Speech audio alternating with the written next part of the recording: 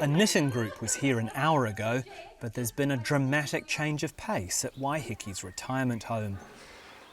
Yep, come. 1, 2, 3, and I want to see anger. Is that as angry as you can get? I'm not a growly person. Face angry. These aren't the people I expect to be practicing hip-hop, a street dance pioneered in the 70s by young African Americans in the Bronx. Well, I thought it was for kids, young kids, you know, they spinning around on their head, they're doing flips, pack of old geriatrics. We couldn't do that, and here I am in the front row. Isn't it funny? They're called Hip-Operation. Their average age, 79. I've got an artificial hip. I've had a triple bypass. I've had a stroke. I've had open heart surgery. We get quite a few requests that they want to, you know, do a booking about 6 months in advance, and like we can't do that because all of the whole crew could be dead. I'm legally blind. I've got one new knee and I'm deaf as a post.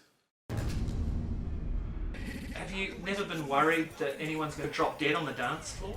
Well, if you fall over or die, you die, don't you? So we have a pact in the group that if anyone dies dancing, you step over them and carry on dancing. I'll drag the carcass off the stage if it's in the way, and we'll deal with it later. It would be understandable if you lowered your expectations of someone over 90 years old. But in Cara Nelson's case, it would also be a mistake. At the age of 96, she's got chronic arthritis, but it hasn't stopped her doing what she loves. How long have you had that piano? Well, my father bought it when I was 12, so I've had it 83 years. When I joined hip-hop, I was only 92, and I could walk around and manage without a stick, and I was quite confident in moving. But now, I'm 96 this month, I find that my balance is not as good.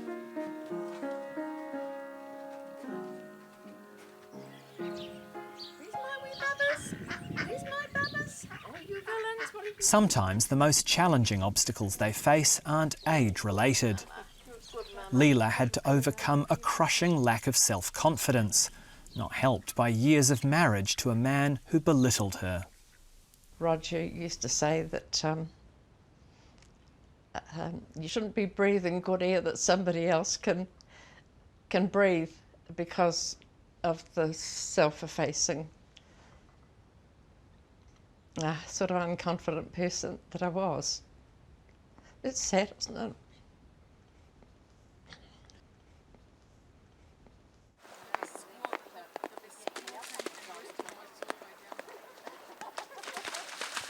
After her husband died, Leela's daughter convinced her to move to Waiheke. Did you enjoy that?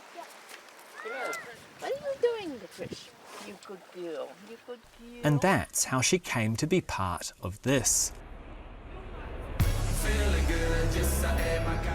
A flash mob for the elderly that surprised and delighted onlookers in downtown Auckland. Brenda was the one who sort of sashayed out first. She looked great.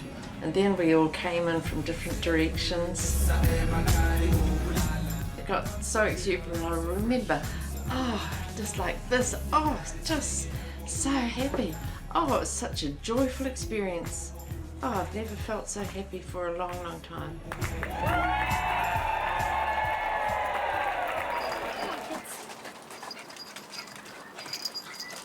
The flash mob had been organised by Bille Jordan, who moved to Waiheke 4 years ago. Without a job or friends, the former PR consultant identified with the loneliness of the island's older population. A lot of them were isolated, and I didn't know anybody here, and I don't have any family. So I, in a way, set up the flash mob to do something about them, but I also was doing it for myself. After the flash mob, Billie decided to take things to the next level. as she recently explained at a prestigious TEDx talk. After about 4 months of flash mob performances around the show, I realised that everyone else in their lives had little or no expectations of them. So I decided I'm going to be the first person in their life since retirement that's going to have really high expectations of them. Set an almost impossible goal for them to aim for.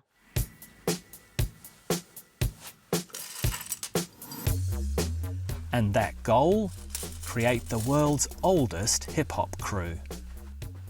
I chose hip-hop as the style of dance for them because nobody expects an old person to dance hip-hop.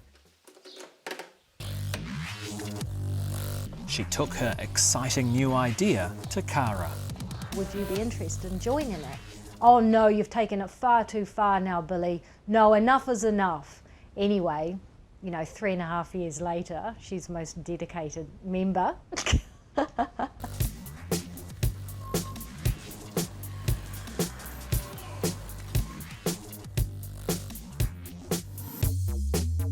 I knew that they were being underestimated. So I wanted them to get self-esteem. I wanted them to know what their potential is. Their potential took them on a journey so extraordinary it was turned into a movie. This collection of Waiheke senior citizens made it all the way to the 2013 World Hip-Hop Championship in Las Vegas. Please welcome Hip-Hop Op-eration.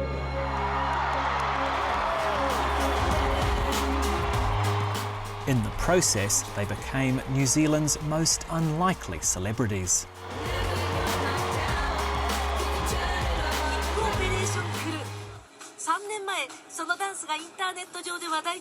They are really kicking it old school because they're in their 80s and 90s. Waiheke Island in Auckland is magnificent. We're all residents from there. But it was the Op-eration crew that really got the crowd cheering.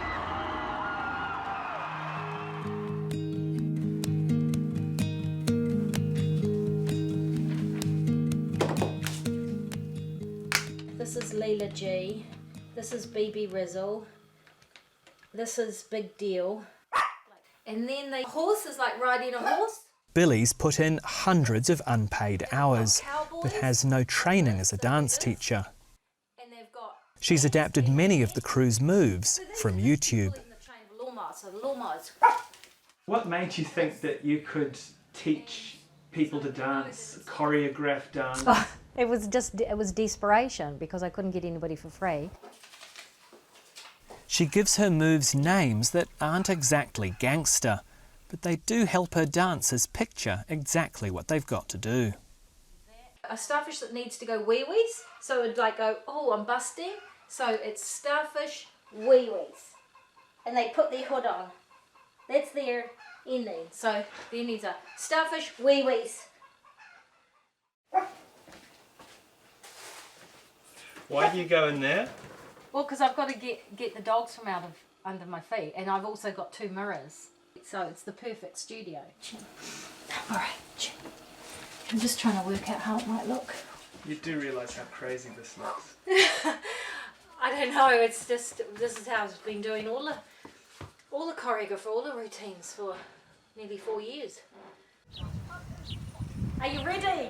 Yes, we're ready. Yeah, this is it. 1, 2. Now Billie's teaching them a new routine that's a lot faster and more challenging than anything they've done before. If they master it, Billie hopes to audition for some international talent shows, but progress is always slow. Even getting them to wear a t-shirt for their very first public performance was a step in a different direction for them. Most of them have never worn a t-shirt. Learning to hunch their shoulders, because a lot of hip-hop revolves hunching your shoulders forward, but they have been told to sit up straight and have their shoulders back. And don't bend your wrist. Keep it straight. Yeah. Don't want you walking around. You ever seen a gangster walk around like Yeah, that? no, it's floppy. I was impressed with Billie's patience and generosity towards her dancers, but she admits sometimes she's too generous.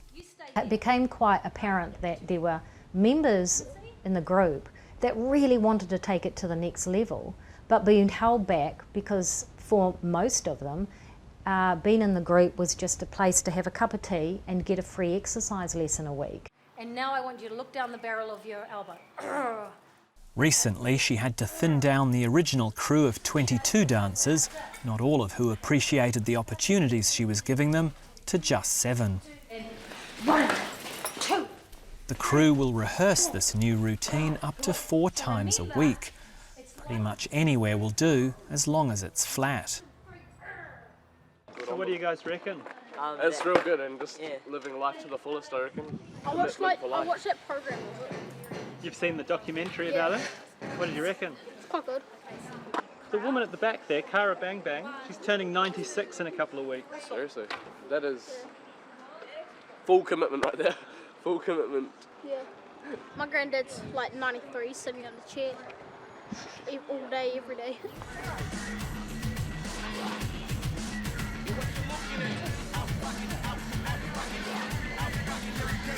Yay! Give yourselves a hand. Well done. Okay. The training paid off. Billie made this video of their new routine 2 weeks after I left. Now they're hoping television talent scouts will take notice. Because for all the fun they have, Billie bristles at the suggestion that Op-eration isn't serious about hip-hop. There's one statement that people will make when they see my group that really gets my back up.